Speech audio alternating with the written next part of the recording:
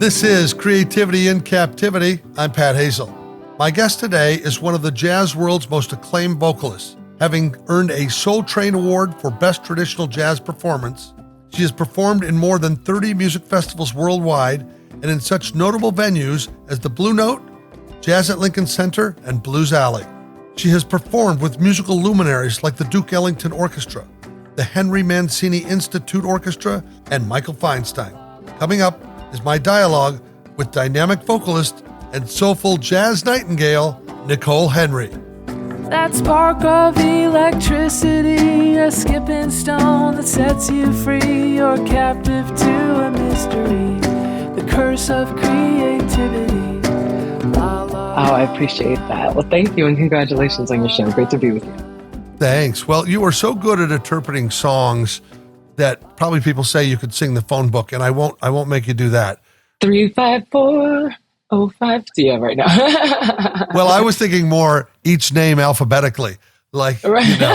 Anderson, Aarons, Albertson. But I know that if somebody arranged it, you would take that on, and probably for the right amount of money. But now we're talking. No, I'm kidding. No. Do you have songs that when you began were your go-to songs to have people notice you? I think in the beginning, especially like in high school was my beginning, really pretty much middle school and high school. I think they were like Whitney Houston songs. So really any Whitney Houston song, whether it be Saving All My Love for You or whatever was hot that week. But I think the fact that I really don't have a go-to song, it kind of explains who I am, which as you asked me that question, I was like, yeah, either I'm hard-headed or I have short memory or I'm just like so in the moment that I'm like, wait, what's my favorite song? Wait, what am I?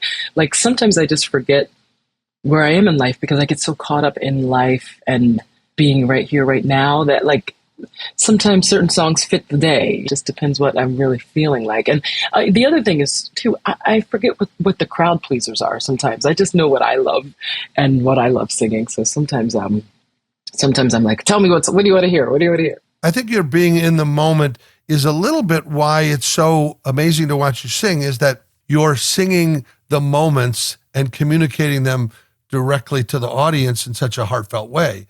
That's a gift to be in the present when you pick up that microphone.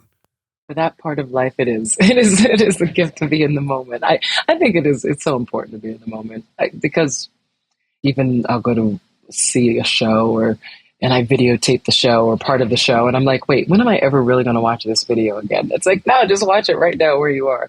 I'm always, as an entertainer, you look out in the audience and you appreciate that people want to videotape. And you're like, all right, I hope you're just sharing this like at your next dinner party or something like that. Because the fact is, I want you to be right here, right now with me. I want to see you. I want to feel you. I want you to feel me right now. So, being in the moment is great. So you mentioned starting in high school. What, prior to that, did you have influences from church or anywhere along the way? Yeah. Growing up, we listened to a lot of music, particularly on the weekends. Thank God. I'm just really grateful that my mom loved listening to music. We listened to gospel a lot growing up, old school gospel, like Reverend Clay Evans and Aretha Franklin's original Amazing Grace album. So we sang along to that. And then my mom would listen to her favorites from the 60s and the 70s, like the Temptations and the Four Tops and the Commodores and the Spinners. And then we were just talking about this last night because my mom's visiting me right now. She would listen to Sylvester, which I don't know if you know anything about Sylvester, but he had 2 tons of fun. So we were always singing Sylvester's music and just great disco and soul and gospel. So when you hear that music, they're just so full of feeling. You know what I mean? The intent was to make you feel and to make you groove and forget about everything else. And so I'm really grateful for that. But then my mom also played classical piano. So we had a piano in the house and we would also listen to classical music on the weekends in the early morning part before the dancing began. And then my dad's sister, Debbie Henry is her name. She's a singer. She's been a full-time singer as long as I can remember. That's always been her job. And so she put out some albums in the late 70s, early 80s maybe. And we knew those songs growing up. So I would sing along to my aunt. So yeah, there was music everywhere. And you could see that it was possible. Like if you have an aunt that puts out a record, this is a career path in a way. You go, oh, that's a possibility. Well, that's the ironic thing, is that I didn't know what the career path was. I thought you just got discovered and that was it. So when I went to college, I never studied music because I was like, well, I don't want to teach music. Why would I study music? And if you're going to sing, you just get discovered. So I'll just keep singing around when I can. That's all I knew. I didn't know, I didn't go to an art school, even though we had art, thank God, in my school. So I didn't really know that there was a pathway to doing it, but I figured it out along the way up. But you had no formal training then at all? School choirs, church choirs. I played cello, so I kind of had an understanding about music and theory. But no real formal training until probably about 8 years ago. I finally really settled into some great vocal coaches that I'm so grateful for. I have a lesson next week. I still study about it. Yeah, fantastic. Well, it is interesting to discover what your passion is and realize you want to support it, or be a kind of a lifetime learner on that subject. It's really exciting. And it's also, if you're like me, I love learning. So it's pretty amazing what the body can do, what the mind can do. Yeah, I'm pretty fascinated by knowledge. Well, you're always touring, and I know right before we started, you were putting some honey in some tea there. So I'm wondering if you have go-to tips for people with regard to protecting the voice.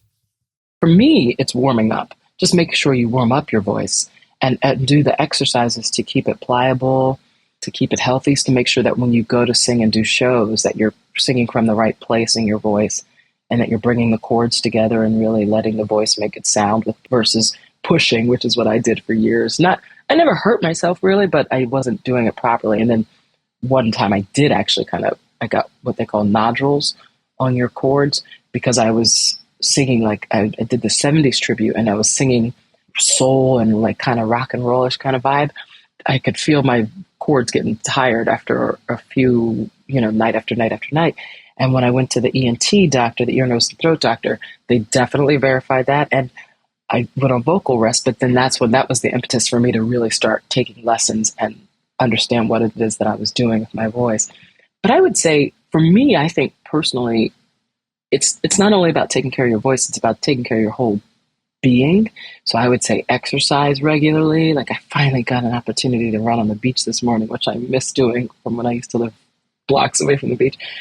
I think stretching your body, because when you sing, you want to have full access to your whole self. It's not just your throat and your abdomen and your mouth. I think it's also, you want to sing from your toes sometimes. You want to feel like your knees have something to do with all, and your hips. You want to give it. And then I think meditating is a great thing too, just to kind of center yourself. And I think dreaming, having dreams, but really thinking to yourself, okay, what is the world giving me? What do I want to do? What more do I want to do?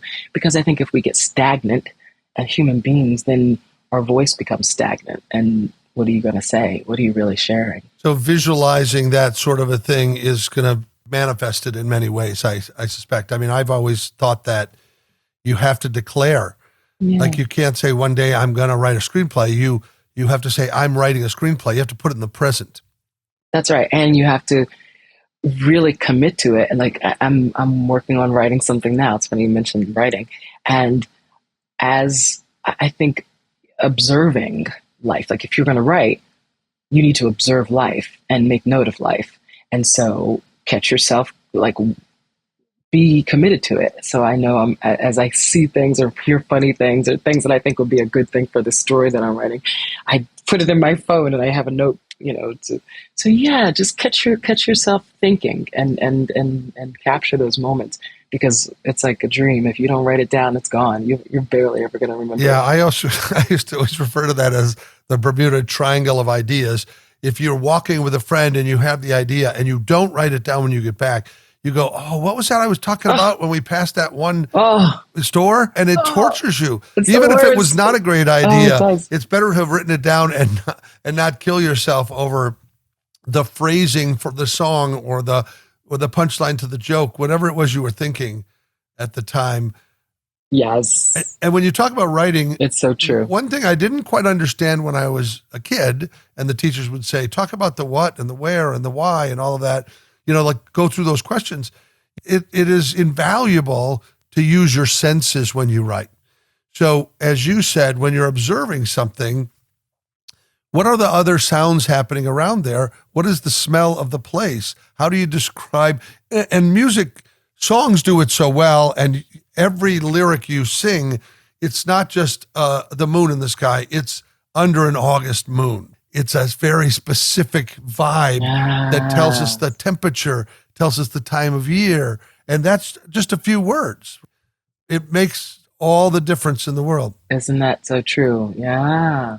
Isn't that funny how the word August tells you so much? Sure does. It's like, I mean, for us in America, that's summertime, it's the moon, it's, that's beautiful. And to me, it even brings back an autumnal sense that I like heading towards October when people are putting sweaters on and doing, there's something lucky about that time of the year for me.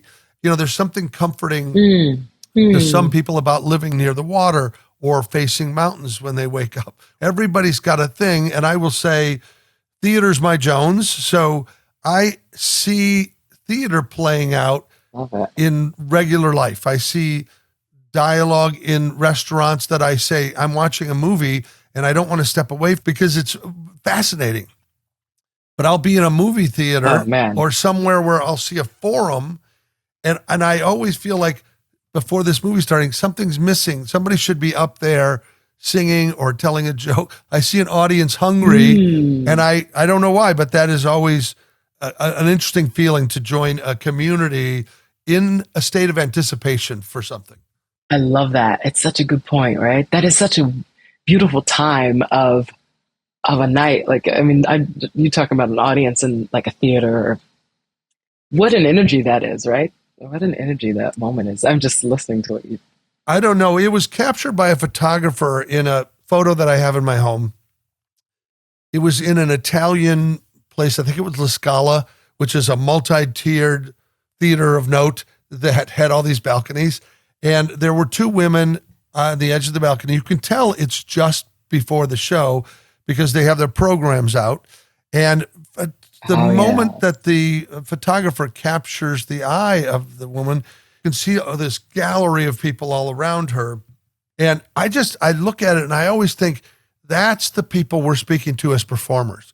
We're speaking to the person who comes to invest their time, they vote with their money, and they want to change something about their day or their week or their life. And they come and they give that moment to us to take them somewhere, to transform them, to have them go home uplifted. I feel like that's what we all want.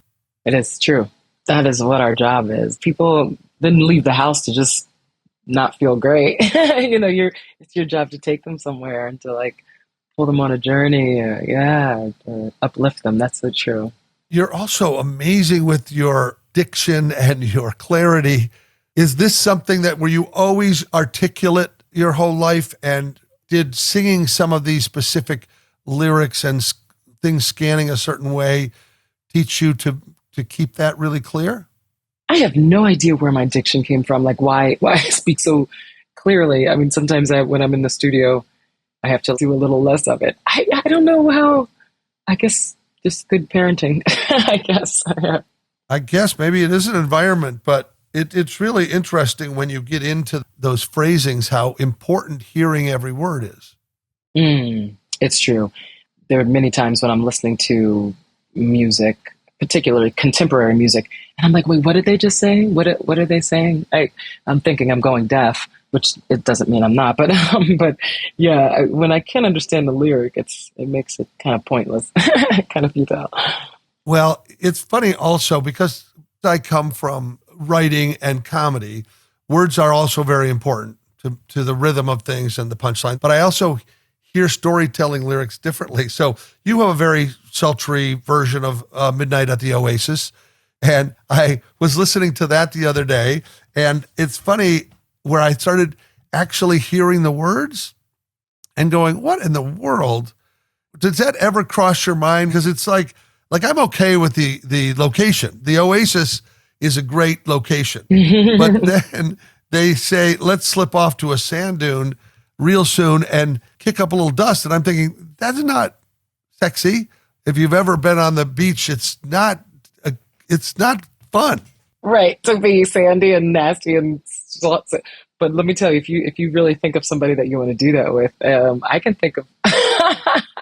I wouldn't mind getting dusty with somebody. I'm all for the getting dusty. It just, I mean, with the person, but it does feel like there's some pretty funny.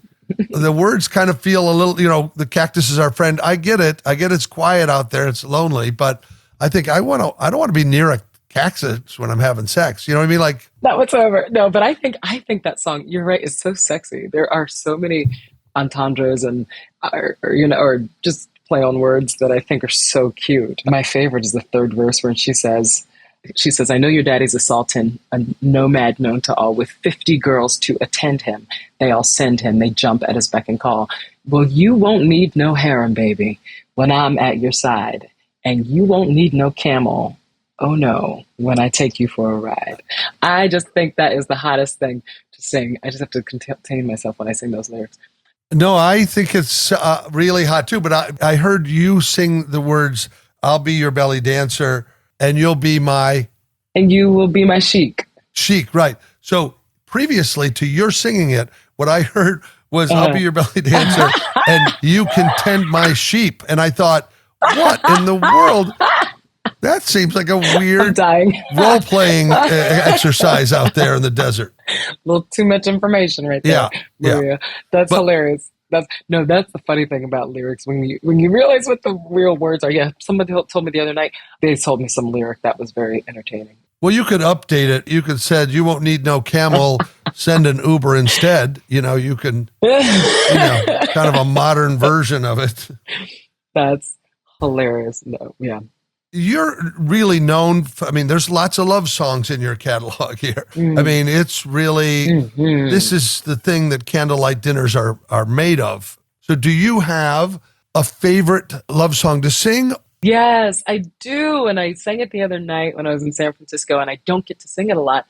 And because it's such a moody, I have so many moody songs that I've recorded that I'm like, okay, I really just should make my show like down tempo more often, just like a Sade set sometimes, because I have a lot of songs like that. But I also love groove music too so much, like the up tempos and the really up songs. So I've been putting more ballads in my show, I have to say, of late, and I'm really delighted for it. But Moon River must be one of my favorite songs. It's just a perfect song to me. I love that song. Then I have another song that I barely ever sing live, but it's probably one of my most playlisted songs, called Make It Last. And it's not a popular song. It's not a song people know unless you've heard it on these various Spotify lists. It's very sexy and sultry and just very moody, very dinner, like you said. So yeah, I really like those kind of songs. I'm in love with this latest CD, the tune called Love and Affection by Joan Armatrading. I love it because of the topic of love, the perspective of love that she discusses, which is one of the favorite lines, and that is, if I can feel the sun in my eyes and the rain on my face, why can't I feel love? And it's such just a deep question. And I think all of us as humans at some point ask ourselves about being in love, like, how much more can I feel, or what is it? I love those kind of love songs. That's probably some of my favorite perspectives, but I also like the hopeful Moon Rivers as well. Yeah. Well, you had a chance to sing Moon River 10th anniversary celebration single or something that I saw on your playlist. So people can find your stuff all over the place on Amazon Music and Spotify and wherever they can spell Nicole Henry. But I did notice that there is a tremendous amount of, I guess, what you would call unrequited love songs in the world. I think human beings by nature struggle with the idea that they deserve to be loved. Yes. It's a sad statement I'm making, but the truth is, until they experience somebody caring beyond their opinion or their silliness, that care enough, and you see it later in people's lives. You see it when people care for the elderly or take care of somebody with disabilities, where you see a love that is sort of pure. And I think when you see that on a park bench or anywhere you see it, and you think, why can't I have that? Is it something about me? I think that people are always in a state of self-criticism, and I'm not a psychologist, so I don't know, but on this show, we often talk about how often artists feel about being a fraud or an imposter, and it's completely unnecessary self-sabotage that people are looking at a lens, judging themselves when most of the people passing by aren't even thinking about them. Wow, yeah. It's so funny how much I love to sing about love, and I don't think I've ever really given myself the opportunity to be in love and really, or enough. My heart is breaking. Well, I was in love once, I mean, a couple times, and then I just kind of fell out of love. It was like, it lasted for the time that it needed to last. And then love and how we can express love and receive love is going to change at different ages in our life. And if you're lucky enough to have one person or two or three or four people, but you're with somebody at that time that you trust, that you can practice loving, because really it's life is a practice, like yoga and meditation. It's like, we're not perfect at this, but just the desire and the trust. I know a lot of us want to think that we are to be with one person for X amount of time. And you do want to, I think reality is we do want to try to stay with somebody, one person. That would be amazing to like commit and be there.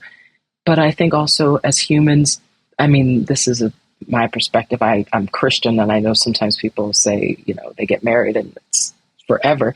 But I also think that when we grow, sometimes we grow apart if we don't mind or really take care of, or we just become different people. I don't know. I've never been married. So like you said, I'm not a psychiatrist or psychologist or a family planner or anything like that. But I think sometimes we cheat ourselves out of seeing what is really in front of us, and we settle for things. And love is timing. Love is timing. We meet people and we think we can love them and we can show them what love is, or help them love and love themselves. And then maybe that was our job. Maybe that was our quest. And then we're like, okay, I'm over. Now it's time to move on. Who knows? I don't know. We all have different reasons for wanting to love and wanting to give love and share love. So I think we just have to be honest with ourselves and be honest when it's time to move on, which is so hard. I've had hard times breaking up with boyfriends, and I wasn't even married. I didn't have kids. So it's like, I can't even imagine what it's like to be married and moving and living with somebody and all that.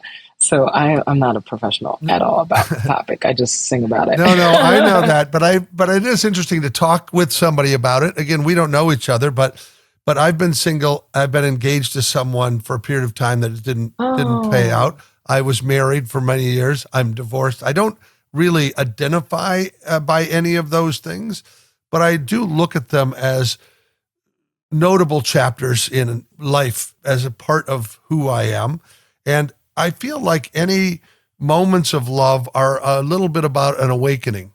How do we see ourselves in the reflection of that other person? And really, love is a combination of things that involve trust and respect. And those are things that make love crumble too, is that opinions change or ideas change, or where we talk about growing apart, you're not co-writing that story. So the other person, you can't own their biography. And if they choose to go another direction, it's very, very complicated.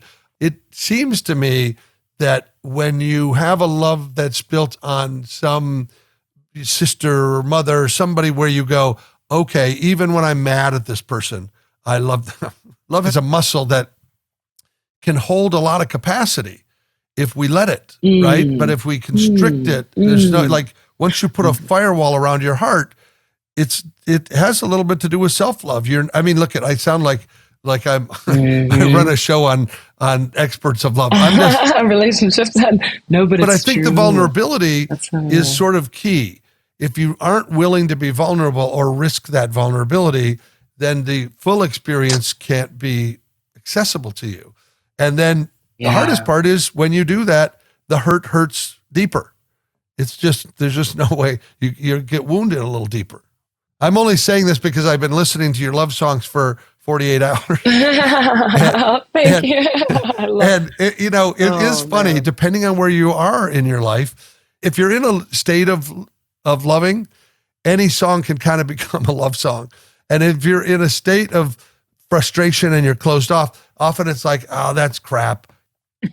You're kind of living in the negativity, and therefore Man, I want to be in love so badly. I really do. Just like of late, I just realized how much I want to be in love. Oh, well, I wouldn't publicize that on a podcast because oops, sorry. You'll get bombarded with, you know what? It is, I think it is everybody's desire.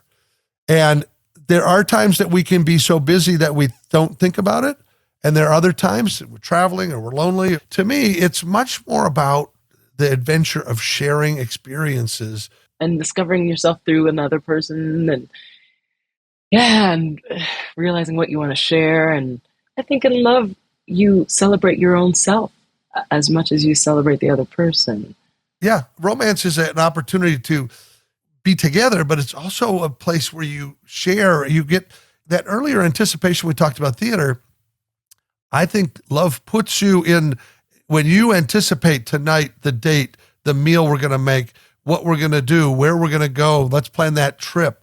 What are we going to do when we go there? And also, you don't want the night to end. You don't want it to be over. Now, do you feel a heavier responsibility because of being a purveyor of love songs and romance, that people's expectations are different of you when they're in a relationship, let's say? Oh, it's been so long that I've been in a relationship. I couldn't even tell you what it feels like. I don't know. I don't think so. I have no idea. I don't know what men think. It's been so long since I've been in a relationship where I'm really turned on by somebody in every way. You know what I mean? Well, I guess I was thinking like a massage therapist. If you dated a massage therapist, you had the anticipation that they would come home from a full day and you'd get your massage. But that would be the last thing they would want to do. I would think they would be like, hey, I've been doing this for 8 hours a day. I'm not afraid of relationships anymore, because I think before I thought relationships, I really had a fear of them because I'm like, I don't know what I can give you. I don't know if I'm going to be able to give you enough. I don't know if what you want from me and if I'm going to be able to be there for you.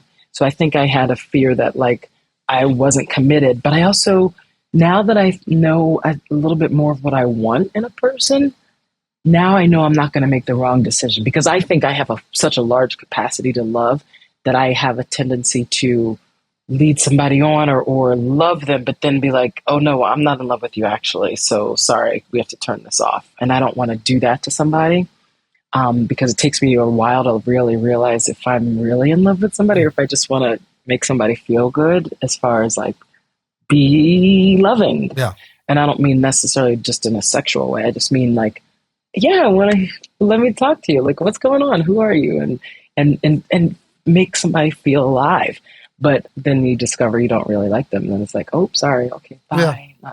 But it's not your responsibility to love everybody. You just got to find the one that turns you on. And that's what I'm looking for. Yeah. Well, you have a generous heart, and you obviously are a person that knows how to make people feel good. You tend to people's happiness. I do care about that. I do. I really love trying to make people happy. And that feels that's a good feeling. That's a good feeling. We all have the capacity to do it. Yeah.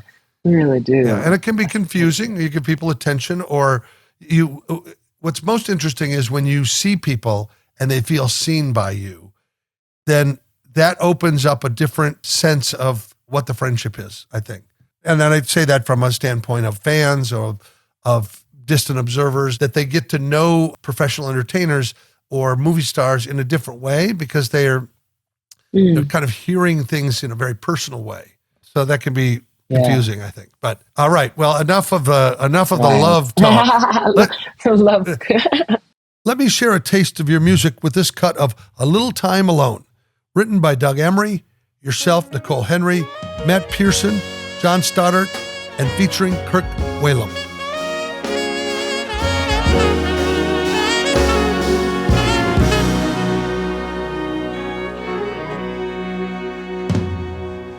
There I sit every time the phone would ring. I find myself answering, not saying what I could.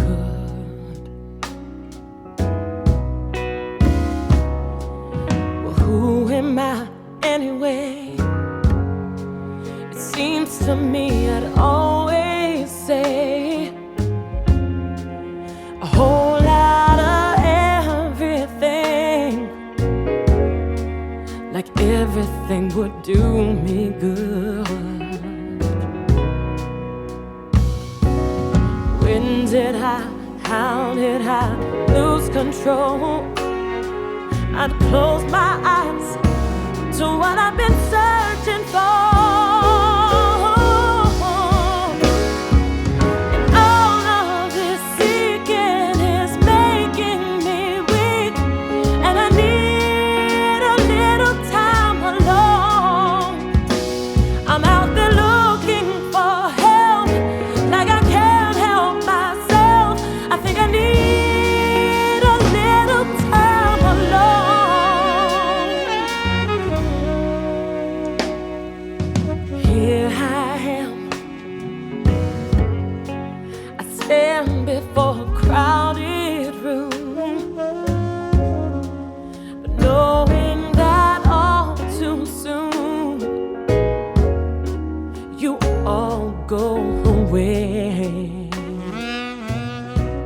Let me ask, what other kinds of music do you turn to as the soundtrack of your life? Some of my favorite, and I can't like put them all in a box. I would say like I like Leon Lahavas, I like Laura Umvla, I love Fiona Apple. Oh my goodness, I just listened to her the other day hiking. I love Damien Rice. I like some of Coldplay's albums. Lenny Kravitz. I used to really love Lenny Kravitz. Yeah, so it's really all over the place. I tend to like singer-songwriters and a little more obscure, some little tinge of rock and roll, but a tinge of sadness. Like Fiona Apple gets me. I just listened to her first 2 albums last week when I was hiking. I had a chance to go hike Big Sur for a couple days.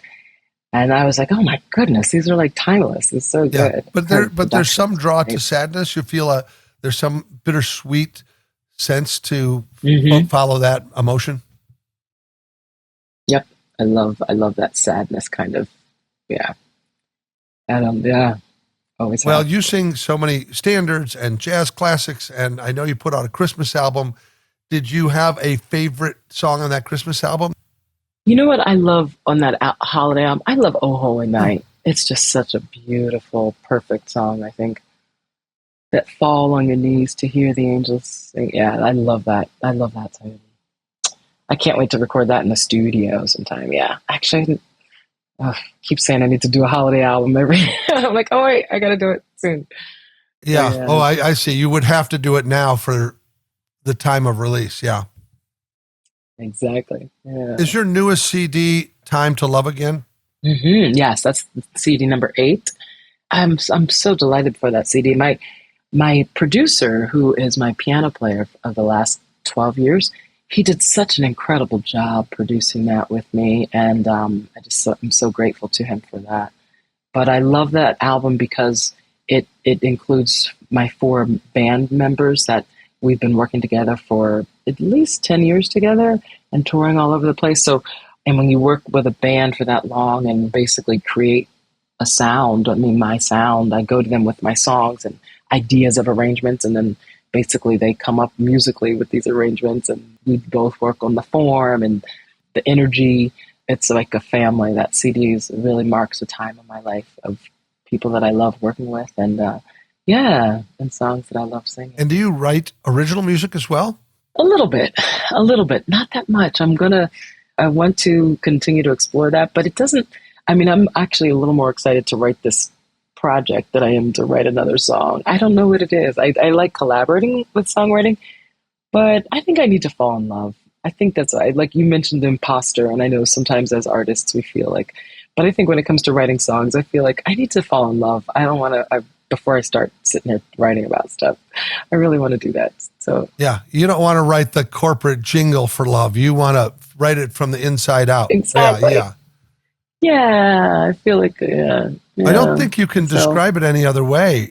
I feel like there are excellent songwriters that know how to use buzzwords and know how to put people in scenarios, but boy, oftentimes they are writing some little part of that is from an experience they remembered, even if they're not in that state. But when you are in that state, I think your blood tingles differently. You wake up smiling. You're doing there is something about the euphoria of it that it's a different kind of drug to be observing the world through, because you care less about things that are a distraction when you're in a state of love versus looking for something. It feels like there's judgment when you're looking. Yes. Well, I'm writing down something you just said that I think is a perfect song. And as I talk about, I need to wait to be in love to write a song. That's a song right there. There it is. So I like I'm going to that. write a song about wanting to be in love. Yeah. And also, like making notes of my photos. This is a writing session now. So you should be writing about how you feel about the weight, because that's where you are. And I think that's really the best way to write, is to write from the moment of the feeling. Where you are. That's right. The pandemic did that. And the pandemic really forced, some people stopped. They were frustrated. They couldn't perform. And other people really opened up their heart. They wrote about where they were and how frustrated they were and how we couldn't gather. And an amazing amount of songs were written that I saw on Facebook and other places where people just on their couch or from their closet sang their heart out. And you could see it. You could just feel it. Wow. And you go, oh, that's how music works. This is transferable. I'm having that emotion, but I can't voice it and I can't sing, but I can listen to it and I can identify with you. And we don't, Anne Lamott, I don't know if you know that author. She wrote a book called Bird by Bird, but she said, we don't have to get together before we show up for each other. And I think that's what that moment of people writing on their own and then sharing with other people kind of allows us to heal independently, as long as somebody births something into the world that we can latch onto. Right. And I'll kind of hold on to. Yes, I agree. That's beautiful. That is true. It was an interesting time and sad, all due respect, with all the loss that was experienced during that time. I wish in a way that our world could every 4 years take a 3-month break like that. I wish we all could just stop truly stop. Because even the people on Wall Street had to stop. They kept going, but we had to stop and we were forced to just shut down and sit. I think it would be an incredible habit to get into if we could as a world, but I know that'll never happen again. And God willing, it won't be for a pandemic, but I guess these things happen. But we can take personal detox from our cell phone. And I think everybody knows when they do that, when they visit with nature or when they turn off the noise, it's when you take a hike or something, if you don't take your phone because you need it for pictures, or if you just commune with yourself in that moment, it reawakens things in your imagination, in your thought process. I feel like the phone dictates so much of our time and our day. And I sound like an old curmudgeon, but I feel like I don't want to wake up and have a relationship with a black box on my bedside, right? I don't want that. I don't want that to be the thing that I look to see. Is there anything going on right now? So we all feel terrible when we're scrolling for too long. It's true. Isn't it crazy how we still do it? We like, oh, put it down, put it. You're like, oh, well, let me just look. Yeah. To me, the worst is the waiting till something worthwhile comes to quit. That's the longest torture in the world. Looking at your phone and just like keep checking to see like what emails came in, what text messages came in. It's like it's really such a mind. It's insane. It's ridiculous. And I'm glad you mentioned that because in a few weeks I have, like you said, I've been touring a lot and it's been such a blessing. I mean, it's a dream come true. It's one of the things I was like visualizing and wanting in my life, and it's happened. But I'm so excited because I have about 3 weeks off between the 21st of March, end of March and beginning of April. And I'm going to go and try to do like at least 7 days of just silence by myself somewhere. But I'm glad you said putting the phone down, because I think if I can do everything that I think I need to do on my laptop. So if I do put the phone away and make it there are things you want to do. You want to write, you want to certain yoga certain classes or meditations. But yeah, I've got to figure out a way to not go to certain apps in the phone. Yeah. It's a funny handshake because they've built it all into one machine. So even if you think you're not going to accidentally go to Facebook or whatever, it's it's like a jar of cookies chasing you down the street. You're eventually going to turn around. That's hilarious. You know. Okay, I'll have you know, if a jar of cookies follows me wherever I'm going to eat the daggone cookie. But I hope it's not Facebook. I will say this. This is a little writer advice, that you should also be writing analog. You should also have a pad and pen, like when you're on your escape. Not to say that you don't use your laptop, but your brain operates in two different ways. And that moment from your brain down your arm to your hand to the pad is a different I love it. system than the other. And I find, again, I write both ways, but if I'm on an airplane, it's just awkward to open my laptop and have the seat in front of me pushing it shut and doing all that kind of stuff. And then I find that I write differently. The flow of my writing, the way my thoughts work. I agree. And I feel like younger people should know that both have value, that you should be doing, especially if it's a diary or a memoir. There's something about working on your laptop that is mechanical, and then you can hate it and you can erase it. But if you write it on a pad and then the scratching off is a little differently. You can't just start over in the same way. You can continue, but it kind of forces you to look back at your work in a different way, because we have that editor judgment hat on that we're quick to delete or quick to erase. But I would just say you shoot for flow when you're writing. So if you're stuck on something, you'd leave a placeholder. I mean, I did this when I wrote on sitcoms. I know what's going to happen here. I don't know exactly. I don't have the funniest words for this. I don't know that remote location that person is going, but I'll just find funny remote location, and I'll leave it and I'll keep writing. And then sometime when I come back, I can start a session with Googling remote location. Is Iceland funnier than Greenland? I can do a little research and go, if you were doing it in a form of a song lyric, you would be creating, let's say, a rhyming list or something, and that's different writing than writing the phrasing. But if you get hung up on certain parts, then you're not working at all. You're fighting. You should be shooting for the least amount of fighting in your day when you're writing. Okay. Oh, I love that. Oh, thank you for that tip. Yes, I was actually going to ask a couple friends of mine who are writers to give me some advice about that. So thank you for that. And I do love writing with pen. I can't remember if it was Hemingway or somebody. They used to end their writing sessions in the middle of a sentence. And the reason is they could start their session already knowing what's happening next. I feel like I heard something like that before. Yeah. That's really fun. Oh, that's neat. And also I know that Leonard Bernstein used to get up in the morning, rumor had it, he would say that he would write 3 bad songs to get them out of the way so that it would make room for the good song. What's so amazing about that idea or the notion of that discipline is that you'll never get to the good song if you don't do those other things. If you don't make those failures or make those attempts, you'll never clear a path to where you really want to be in the writing. Give yourself permission to have courage with the blank page. And don't write like people are reading it. Don't write like they're reading over your shoulder. Make no apology, because that first draft is yours to alone. When you go to turn it in, when you're going to take it to the publisher, yes, you want to have edited. You want to. It'll be formatted. Yeah, you want it bulletproof, but don't worry so much about what people think about you when you're writing. A lot of writers are like, well, I have nothing to say. Who would care what I was writing about? You would be surprised. Right. You would be surprised. Yeah. No, thank you for that. It's true. It's like, that is the thing. What do I have to say? What's so important? And then, thank you. And people with difficulty in their life often think, well, who wants to hear from a guy in prison?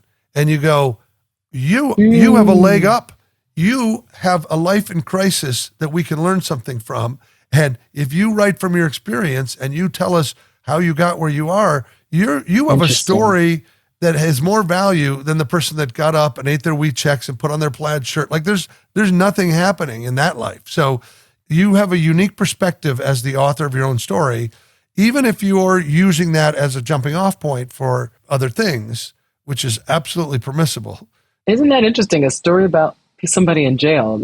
How many books are there about, or movies are there about people in jail? That's really interesting. Well, some of that stuff comes and you see an author an unlikely author. You see a person whose life story is then so interesting that it gets optioned for the movie, and then the movie makes the actor famous, and then the actor receives the award, and they invite that author to be in the audience. Like, it's a long journey.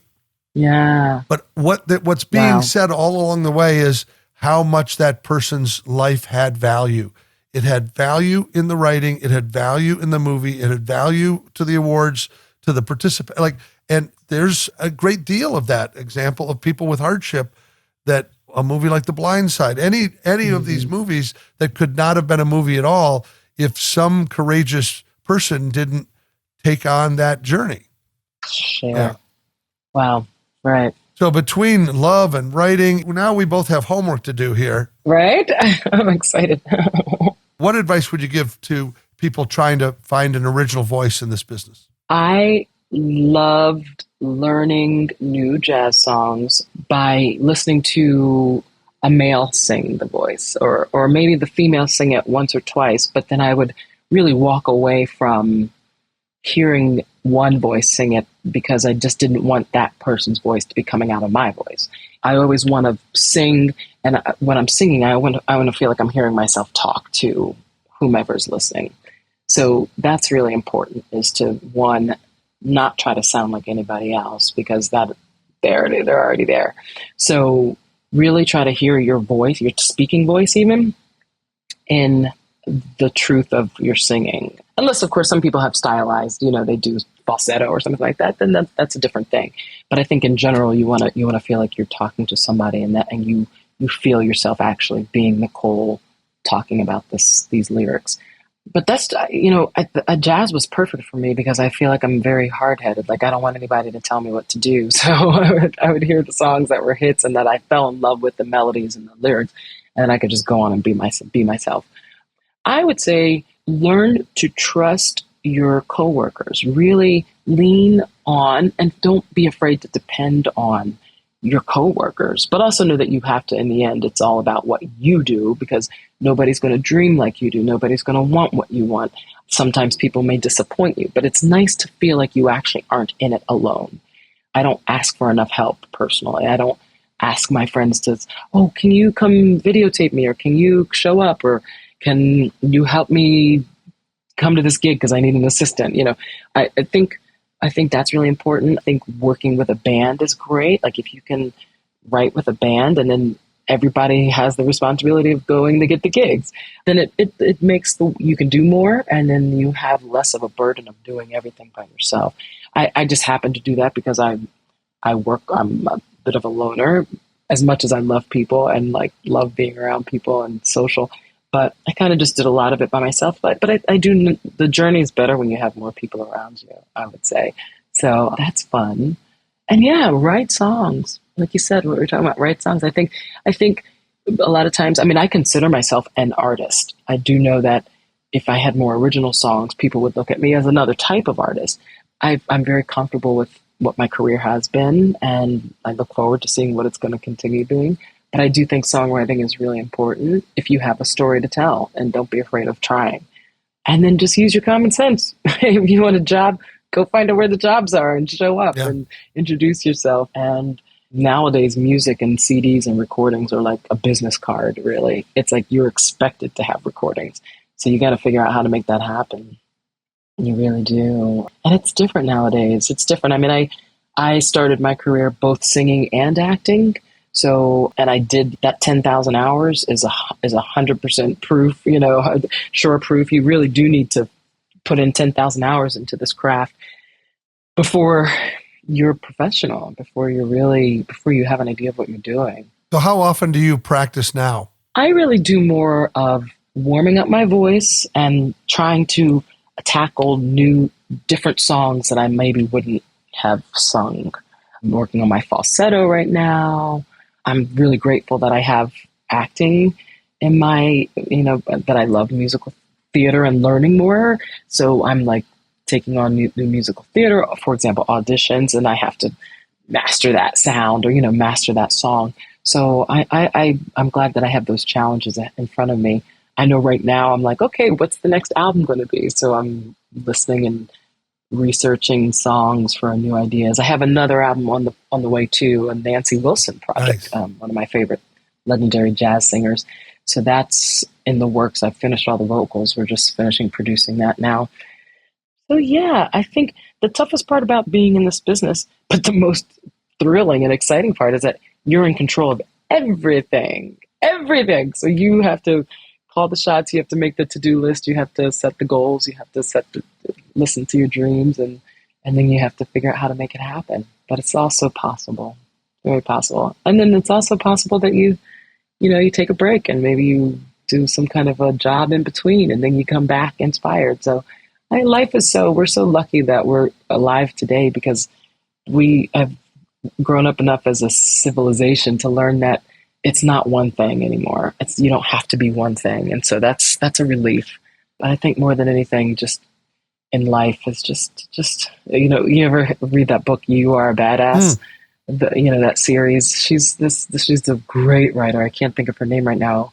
That series of books is really inspiring, and I would recommend doing some of those self-help books and motivational things, because it's like going to church every week. We all need reminders of our divinity, of how special we are, of how amazing we are, and how we're like what the stars are made of. We're here to shine. So everybody, maybe you're not going to be a superstar, but you can be a superstar at whatever you do. You might not the typical idea of what a superstar is, but we all have our ways to shine, and I think that's so important for us to believe that. You have to live an interesting story to sing an interesting story, I think, in a way. Whatever parts of your life that can be infused into what you present. I mentioned practice earlier, and I read a Louis Armstrong quote that he said, if he doesn't practice for a day, he said, I knew it. If I don't practice for 2 days, the critics knew it. And if I didn't practice for 3 days, the public would know it. So he was sort of, as you said, whether you're dabbling in one part of your career or another, it's great to have a daily practice.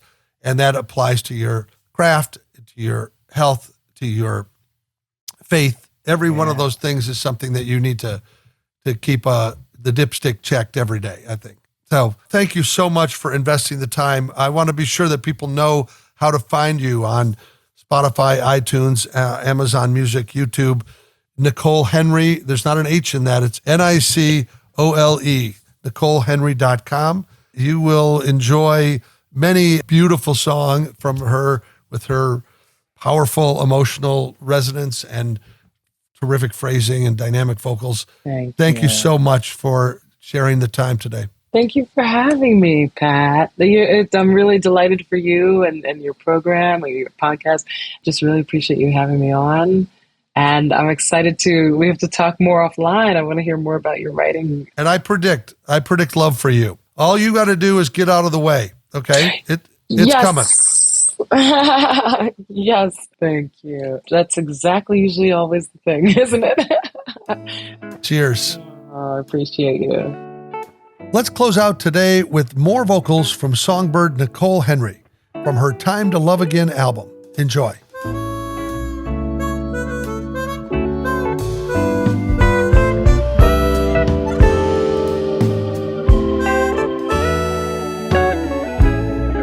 Midnight at the Oasis. Send your camel to bed. Shadows painting our faces, traces of romance in our heads. Heaven's holding a half moon, shining just for us. Let's slip off to a sand dune real soon and kick up a little dust. Is a friend, he'll point out the way. Come on, till the evening ends, till the evening ends. Thanks for joining us today. Take a moment to subscribe, and we will hold your seat for more creative conversation and a weekly spark of inspiration. Our show is produced by Sweetwood Creative with sound editing lovingly provided by Delilah Lovejoy. Our original music theme was written and sung by Maya Sharp, with additional production support and sanity provided by Tony Deo, Tucker Hazel, and Diane Johansson. Please feel free to share your input or dash off a review on social media to help grow our creative community. You can find us on Instagram at Pat Hazel with 2 L's, or visit our website at creativityincaptivity.fun. You heard that right, it's .fun, because .com is just .common, and .fun is so much more fun. Ciao for now. Staring at an empty page, stepping on a ghostlit stage, a circus of uncertainty. Your call to creativity. La la la la.